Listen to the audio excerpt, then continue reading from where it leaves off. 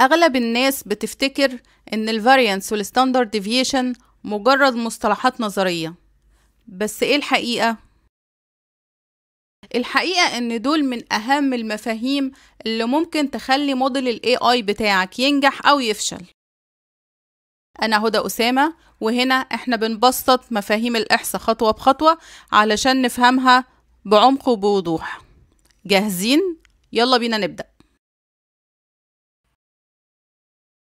التباين هو متوسط مربع الفرق بين كل نقطة والمتوسط. بمعنى تاني هو مقياس لدرجة تشتت البيانات حوالين المركز بتاعها. يعني لو الأرقام بعيدة جدا عن بعض، الفاريانس أو التباين هيقولك كده بصوت عالي. خلينا نشوف مثال بسيط علشان نفهم التباين. قدامنا مجموعة البيانات دي 2 4 4 5 5 7 9. لو خدنا المتوسط بتاعهم هنلاقيه 5، وده بنرمز ليه بالرمز ميو. دلوقتي خليني أرسم سهم من كل رقم بيروح ناحية المتوسط. كل سهم بيمثل الفرق بين الرقم والمتوسط. لكن احنا هنا مش بنكتفي بالفرق العادي، احنا بناخد مربع الفرق. يعني 5 minus 2 square equal 9، 5 minus 4 square equal 1، وهكذا لكل قيمة. طب ليه بناخد المربع؟ أولا علشان الفرق ما يطلعش بالسالب ويبوظ النواتج. ثانيا علشان نضخم الفروق الكبيرة. يعني لو في رقم بعيد جدا عن المتوسط، الفاريانس هيخلي تأثيره واضح جدا. وفي الآخر بنجمع كل القيم المربعة دي ونقسمهم على عددهم، وبيطلع لنا التباين أو زي ما بنسميه الفاريانس equal 1 على n multiply summation xi minus mu square. وده ببساطة بيدينا فكرة عن قد ايه البيانات دي متشتتة حوالين المركز. ليه بنربع القيم؟ خلينا نتكلم عن الموضوع ده تاني بالتفصيل. ليه ما نستخدمش مثلا القيم المطلقة؟ التربيع مش بس بيشيل الإشارة السالبة، ده كمان بيضخم القيم البعيدة، وده مهم جدا لما بتدور على outliers. هنعرض مثلا عندنا رقمين -3 وموجب 3، الابسوليوت فاليو بتاعتهم 3 والسكويرد فاليو 9. لو احنا عندنا مثلا -8، الابسوليوت فاليو بتاعته 8 والسكويرد فاليو 64. علشان كده التباين والانحراف المعياري مش بس ادوات حسابية، دول بيركزوا على الفروق اللي ممكن تغير نتائج التحليل تماما. تعال بقى للانحراف المعياري او الستاندرد ديفيشن. الستاندرد ديفيشن هو ببساطة الجذر التربيعي للفاريانس، لكن الفرق الحقيقي هو ايه؟ هو ان الستاندرد ديفيشن بيرجعنا للوحدة الأصلية للبيانات. يعني لو البيانات كانت بتقيس ضغط الدم، فالستاندرد ديفيشن كمان بيكون بوحدة mmHg. دي الوحدة اللي بنقيس بيها ضغط الدم، اللي هو مليمتر للزئبق، مش mmHg سكوير. تمام؟ يبقى هو كده بيعمل ايه؟ بيرجعنا للوحدة الأصلية للبيانات. وده طبعا بيساعدنا ان احنا نفهم مدى التشتت بشكل مباشر وسهل التفسير. خلينا ناخد مثال عملي هنا. افترض ان احنا بنقيس ضغط الدم العينة من الناس، وظهرت عندنا القيم دي 110 115 120 125 130 135 140. المتوسط هنا هو ايه؟ 125. هنحسب الانحراف المعياري وليكن مثلا 10. معنى كده ان اغلب القيم هتكون في المدى ده من 125 ناقص 10 ل 125 زائد 10. يعني ايه؟ يعني ما بين ال 115 وال 135، وده بنسميه standard deviation plus أو minus 1. المفاجأة هنا ايه؟ ان اكتر من 68% من القيم بتكون جوه النطاق ده في التوزيع الطبيعي. فالستاندرد ديفيشن مش بس رقم، ده مؤشر بيقولك مدى استقرار أو تشتت البيانات حوالين المتوسط. خلينا نوضح الفرق بشكل مباشر. الفاريانس بيقيس التشتت بالمربعات أو السكويرز، وعشان كده بيستخدم في الجوريزمز زي ال MSE اللي هي المين سكويرد ايرور، لكن وحدته مربعة، يعني مش دايما سهل الفهم. أما الستاندرد ديفيشن فبيرجعنا لليونت الأصلية، وده بيخلي تفسير البيانات أوضح وأبسط. لو بتحلل بيانات وبتحاول تشرحها لحد استخدم الستاندرد ديفيشن. لو بتبرمج موديل ماشين ليرنينج ساعتها التباين أو الفاريانس هو اللي انت هتحتاجه. يعني باختصار الفاريانس للمعادلات والستاندرد ديفيشن للفهم البشري.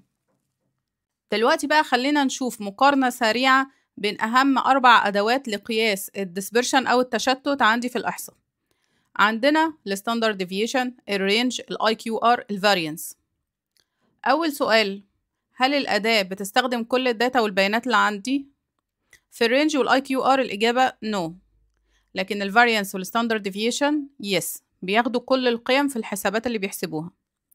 تاني حاجة، هل بتتأثر بالقيم الشاذة أو الأوتلايرز؟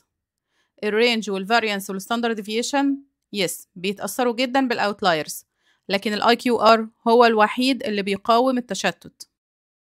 آخر حاجة الوحدات، هل الناتج بنفس وحدة البيانات الأصلية؟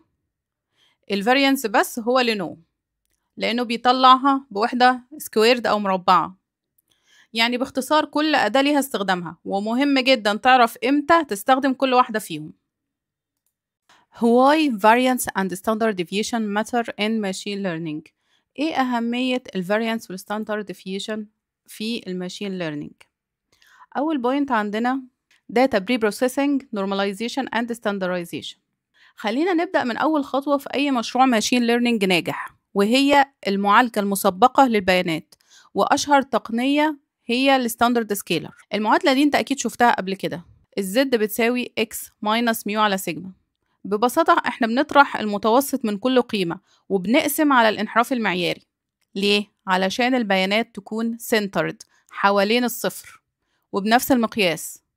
يعني الانحراف المعياري هيساوي 1، ودي خطوة أساسية في معظم الألجوريزمز زي ال KNN وال CVM أو أي ألجوريزم بيعتمد على المسافة. تاني بوينت عندنا مهمة جدا هي ال MSE أو ال Mean Squared Error.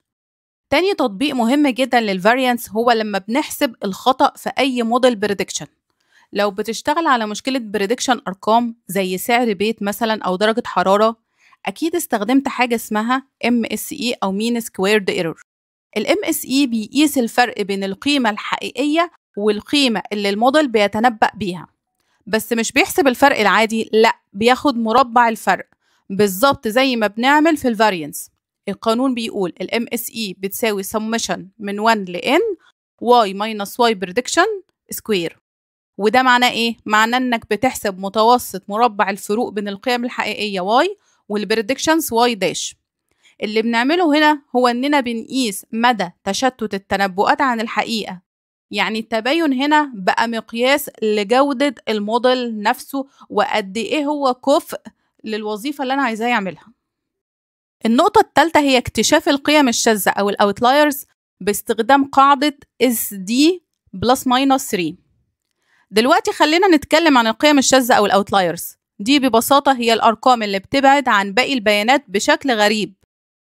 لو عندك توزيع طبيعي زي مثلا توزيع درجات أو أطوال أو ضغط دم، في قاعدة مشهورة جدا بتقولك إن معظم البيانات حوالين 99% هتكون جوه حدود SD بلس أو ماينس 3 من المتوسط.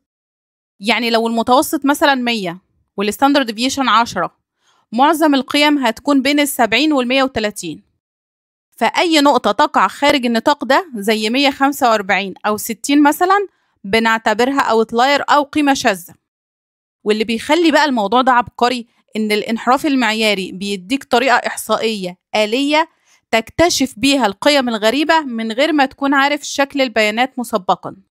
مثلا لو بنقيس درجات الحرارة ومتوسطها 25 والانحراف المعياري 2 درجة زي 33 تعتبر خارج SD بلس أو ماينس 3، وده بيخليها إيه؟ تبقى هي كده أوتلاير وتستحق الانتباه. الفكرة ببساطة إن ستاندرد ديفيشن أداة لكشف الأوتلايرز أو الحاجات الغريبة، بنستخدمها في الماشين ليرنينج والداتا أناليسيس. بتخليك تحدد النقاط اللي ممكن تكون أخطاء في البيانات أو سلوك نادر محتاج تحليل خاص.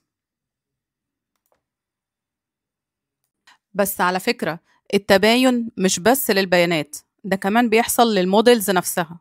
لو الموديل بيحاول يطابق كل نقطة تدريب بدقة، الفاريانس بيزيد وبيحصل overfitting. العلاقة دي بنسميها بايز فاريانس تريد اوف، وهي واحدة من أهم المفاهيم في بناء موديلات قوية. لو عايز تبني ماشين ليرنينج موديلز فعلا قوية، لازم تفهم الستاتستكس بعمق ووضوح.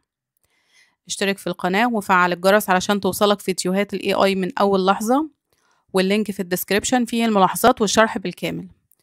أشوفكوا السيشن الجاي.